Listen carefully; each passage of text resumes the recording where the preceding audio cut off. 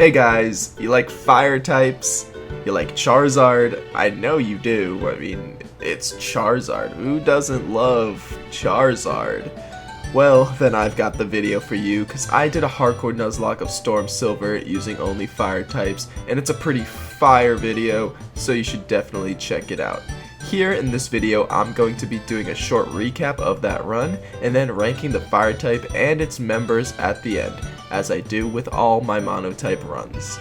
So with our fire run, we get the luxury of actually being able to use one of the starters we're given. I name our Cyndaquil Kai, and then from Cynthia, Biken, the soon-to-be Flareon, tags along, as well as Gold Lewis the Numel, who we pick up on Route 46, and Giovanna the Slugma in Dark Cave. After getting to Violet City, in this game we're able to choose a Kanto starter, and so Sol the Charmander joins the team.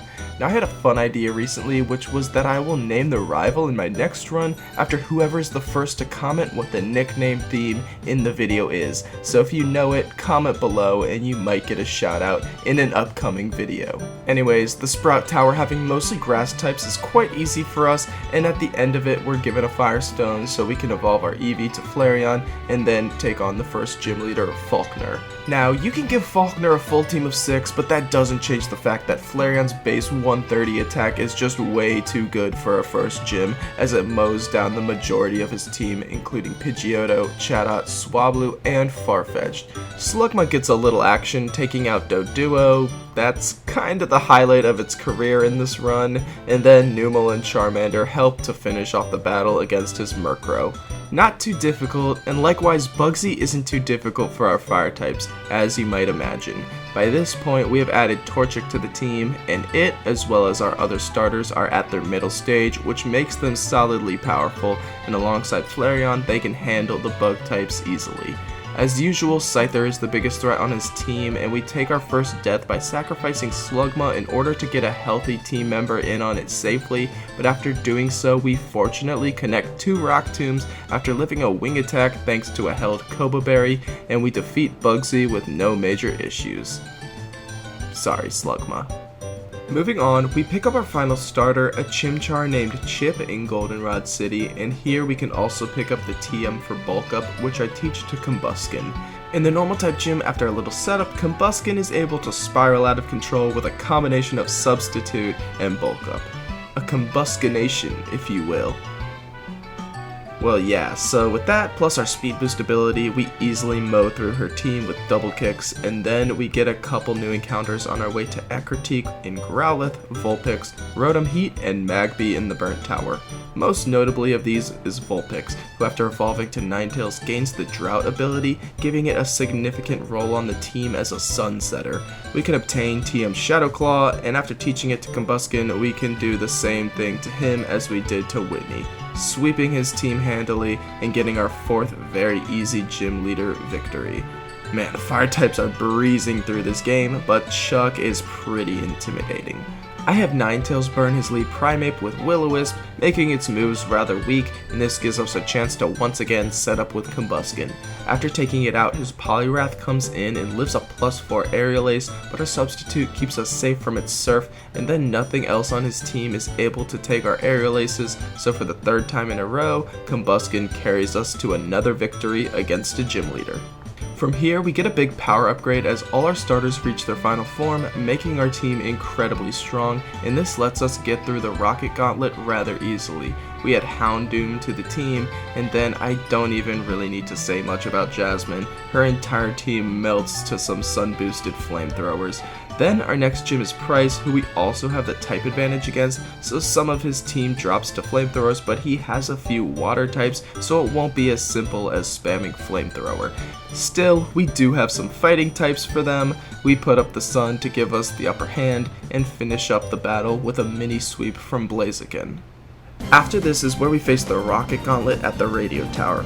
We start off getting a bit unlucky, losing camera up to a critical hit, but all in all this is a section of the game where I got extremely lucky. First against the rival, where I let him set up a Swords Dance with Feraligatr, and I have to hit a Hypnosis to avoid losing a team member, which fortunately I do and we have no issues, but there was a solid chance we miss there and lose a team member. Not great play on my part, and then against Giovanni, I get a high damage roll on my Fire Punch to get a KO after he heals his Nidoking, which had lived one on the previous turn even at +1 in the sun.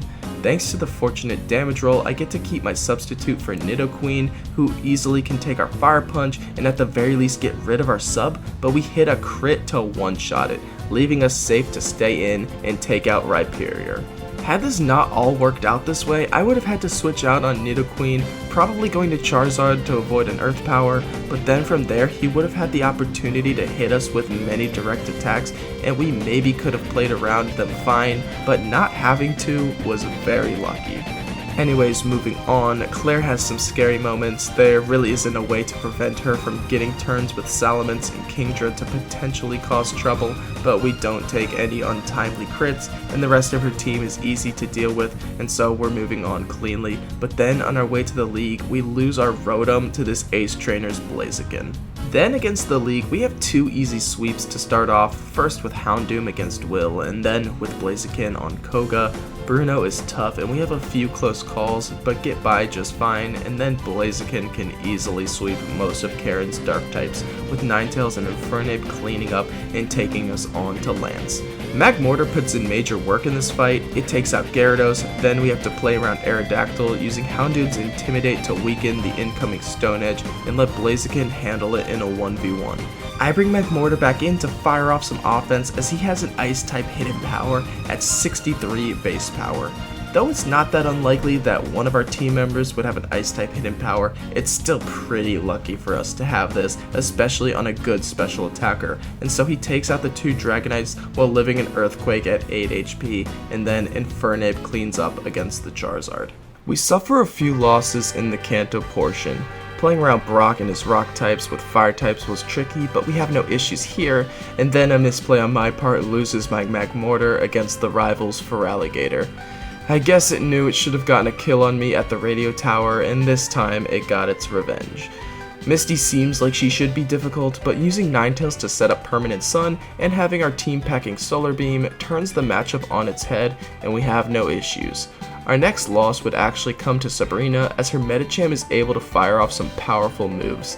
Its high jump kick does a lot to Charizard even though we resist it, and then I'm hoping to take it out with our Air Slash, but we get the 5% miss and Soul goes down to a Zen Headbutt. We have no more casualties getting through the Kanto gym leaders, but it is worth noting that there were some risky sections to the blue fight, with Houndoom, Typhlosion, and Blaziken all being put into spots where they were at risk to die to crits, but thankfully that didn't happen in any cases. We go on to face the league again, and the first 4 members are all easy, so just focusing in on the rematch with Lance, there's a lot for us to play around. We have Houndoom do its signature thing of intimidating Earthquake and Stone Edge users, and now without Charizard or Rotom, we have no way to avoid Earthquakes, so I utilize some Shuka Berries to give us some defense against them, ultimately allowing us to get by the threatening Garchomp and Flygon, but as a result, we lose Houndoom and Ninetales to him. We now only have 6 members left to face Red, and so Rapidash and Arcanine fill in for the 2 of them. I have them just spam Flare Blitz to punch a hole in his team, and from there our remaining members Infernape, Typhlosion, and Flareon are able to solidly wrap things up against the rest of his team. So that's how the run went, but now let's move on to the rankings. So last time I didn't have a lot to say about where the type was ranked, but this time I do. I am ranking fire types in the A tier, and this may seem like an odd choice considering they got their run done in one attempt, but there is much more to the picture. As I mentioned many times, this run was very, very lucky for us, and to prove that, let's just go over the major points of luck that I had. First of all was getting a speed boost Blaziken. There's only a 50% chance of it having this ability, and had we not gotten it, our sweeping potential for the entire run would have been significantly decreased. In addition to this, I mentioned how as a measure to deal with Earthquakes and Stone Edges, I would switch Houndoom directly into them to weaken them with Intimidate. This is far from a great strategy, as an untimely crit at any point would have seriously impacted our team's success moving forward, and with the amount of times I did this, we were very lucky to have never taken one. In addition to this, we again only had a 50% chance of having this ability. Granted, we could have potentially used Arcanine for this instead, though the one we got was pretty awful, which was why we didn't use it much, but still, not having Intimidate would have changed the outlook on our run pretty massively, and potentially in run-ending ways. We had some luck in the Giovanni fight, as I mentioned, and then we also got pretty damn lucky to have a Hidden Power Ice for Lance. The fire type is good, but there's also no denying that a lot of things just went our way, and by my estimation, the fire type really should have taken at least 5 or 6 attempts, if not double digits. The S tier is really reserved for types that are so good that the only way for them to really lose is by you, the player, screwing up, and despite completing the game in 1 attempt, the fire type to me is very clearly not that. So, they will go in the A tier. Now, moving on to individual member rankings.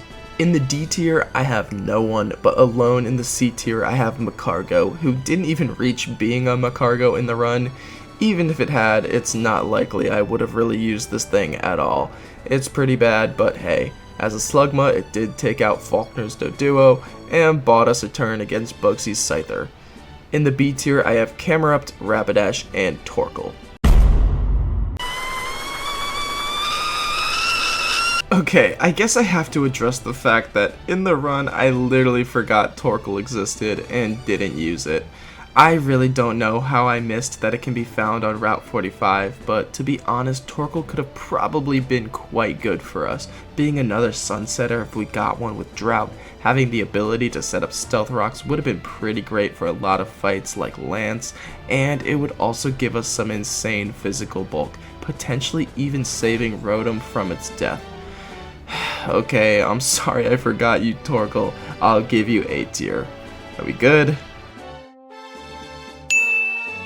Alright, cool. Rapidash and Camerupt, I don't know. They were there, they did some things.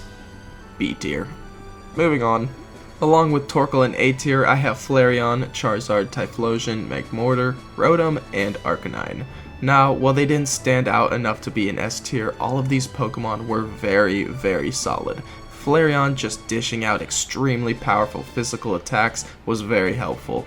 It is way overpowered in the early game, and then becomes a wrecking ball in the mid-game onward after you get the Choice Band. Charizard had nice utility with the ground immunity and access to reliable healing in Roost, plus being a pretty strong special attacker made it very reliable. Typhlosion has less utility than Charizard, but makes up for that a lot in its power. With Choice Specs, Sun, and access to Eruption, this thing becomes an absolute nuke in the late game, and even prior to having all of that, it is a very good Pokemon for the team. Magmortar fit a similar role, being a strong special attacker, though with more of a balanced approach. It could fire off stronger flamethrowers, and had other nice coverage moves like Thunderbolt and Psychic, but didn't quite reach the destructive levels of Typhlosion's Eruption. Still, it was really good, and I should say, while its Hidden Power Ice for Lance was nice, it's not gaining extra points for it, as any other member could have done that had they had HP Ice. Next, Rotom was nice with its screen support and immunity to ground, and its Thunderbolts dealing with water types, but with how fragile it is and limited in the roles it can take on, it was good, but just not able to shine.